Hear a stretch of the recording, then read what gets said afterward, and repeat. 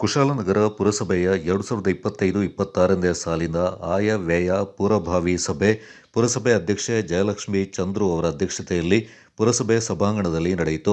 ಸಭೆಯಲ್ಲಿ ಸಾರ್ವಜನಿಕರಿಗೆ ಮೂಲ ಸೌಕರ್ಯಗಳನ್ನು ಒದಗಿಸುವ ಬಗ್ಗೆ ಮತ್ತು ಪಟ್ಟಣದ ಸಮಗ್ರ ಅಭಿವೃದ್ಧಿ ಸಲುವಾಗಿ ವಿವಿಧ ಕಾರ್ಯಕ್ರಮಗಳನ್ನು ಹಮ್ಮಿಕೊಳ್ಳಲು ಸಂಪನ್ಮೂಲವನ್ನು ಕ್ರೋಢೀಕರಿಸಿ ಹಂಚಿಕೆ ಮಾಡುವ ಬಗ್ಗೆ ಹಾಗೂ ಮಾರ್ಚ್ ತಿಂಗಳಿಂದ ಕಾವೇರಿ ನದಿಯಲ್ಲಿ ನೀರು ಕಮ್ಮಿಯಾಗುವ ಲಕ್ಷಣಗಳು ಕಂಡುಬಂದಿರುವ ಹಿನ್ನೆಲೆಯಲ್ಲಿ ಕುಡಿಯೋ ನೀರಿಗಾಗಿ ನದಿಯಲ್ಲಿ ಮರಳಿನ ಚೀಲದಲ್ಲಿ ಬಾಂಡನ್ನು ನಿರ್ಮಿಸಿ ಕಟ್ಟೆ ಕಟ್ಟುವುದು, ಮನೆ ಮನೆಗೆ ಬೋರ್ನಿಂದ ನೀರು ಸಂಗ್ರಹ ಮಾಡಿ ಟ್ಯಾಂಕರ್ ಮೂಲಕ ಸರಬರಾಜು ಮಾಡುವುದು, ಪುರಸಭೆ ವ್ಯಾಪ್ತಿಯಲ್ಲಿ ಬರುವ ಪಾರ್ಕ್ ಅಭಿವೃದ್ಧಿ, ಪುರಸಭೆ ಕೆಲವು ವಾರ್ಡ್ಗಳಲ್ಲಿ ಅಂಗನವಾಡಿ ತೆರೆಯುವುದು, ಸಮುದಾಯ ಭವನ ಮತ್ತು ಅಂಗನವಾಡಿ ಕಾಮಗಾರಿ, ರಸ್ತೆ, ಪಾದಚಾರಿ ರಸ್ತೆ ಮತ್ತು ಚರಂಡಿ ಅಭಿವೃದ್ಧಿ, ಸಾರ್ವಜನಿಕರ ಶೌಚಾಲಯ ಕಟ್ಟಡಗಳ ನಿರ್ಮಾಣ, ಸ್ಮಶಾನ ಅಭಿವೃದ್ಧಿ ಮತ್ತು ವಿದ್ಯುತ್ ಚಿತಾಗಾರ ಕಾಮಗಾರಿ ಇನ್ನೂ ಮುಂತಾದ ವಿಷಯಗಳ ಬಗ್ಗೆ ಚರ್ಚೆ ನಡೆಸಲಾಯಿತು.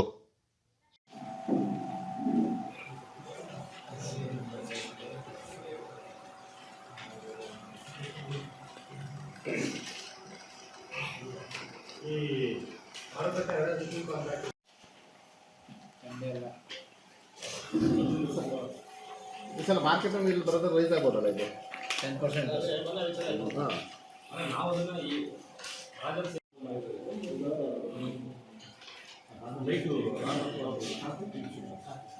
ಅಲ್ಲಿ 8 ಗಂಟೆವರೆಗೂ ವಾಕ್ ಮಾಡೋದಿಲ್ಲ. ಈಗ ಅಷ್ಟೇ ಬರೋದು ಅಷ್ಟೇ ಬರೋಲ್ಲ. ಕಳೆದ ಸಲ 7 ಲಕ್ಷಕ್ಕೆ ಮಾಡಿದ್ದೀವಿ ನಾವು. ಮಾರ್ಕೆಟ್ 7 ಲಕ್ಷಕ್ಕೆ ಹೋಗುತ್ತೆ. ಈ ಸಲ 10 ಲಕ್ಷ ಹಾಕೊಂಡಿದ್ದೀವಿ. ಮಾರ್ಕೆಟ್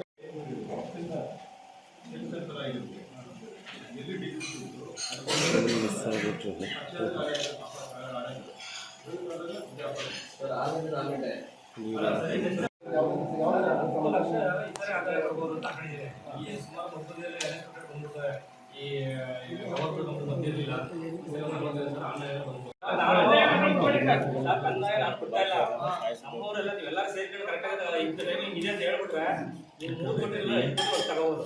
ಹೌದು, ನಾವು ಬಿಡಲ್ಲ. ನೀವು ಕೂಡ ಸಪೋರ್ಟ್ ಮಾಡಿ. 14,000 15,000 ಸೈಟ್ ತೊಗೊಂಡ್ರೆ ಈಗ 50,000 ಬಿಟ್ಟು ಏನು ಬೇಜಾರಿಲ್ಲ. ಕಂದಾಯ ಚೆನ್ನಾಗಿ ವಸೂಲು ಮಾಡ್ಕೊಳ್ಳಿ ಸರ್.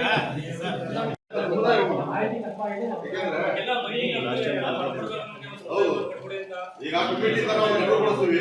ಇಲ್ಲ ಅಧಿಕಾರಿಗಳು ಹೇಳಿದ್ದಾರೆ ಸಮುದಾಯ ಭವನಕ್ಕೆ ಕೊಡಬೇಕು. ಮನೆ ಕೂತ್ಕೊಂಡು ಮನೆ ಕೂತಿಲ್ಲ ಸಮುದಾಯ ಭವನ ಅಲ್ಲ ಬೇರೆ ಯಾರು ಈಗ ಬೀದಿ ದೀಪಗಳಲ್ಲಿ 50 ಲಕ್ಷ ಇಟ್ಕೊತಿದ್ದೀರಾ ಅನ್ಕೊಟ್ಟು ಬರ್ತಾ ಇದ್ದೀರಾ ಸರ್? ಬೀದಿ ದೀಪ ಬರಲ್ಲ ಸರ್.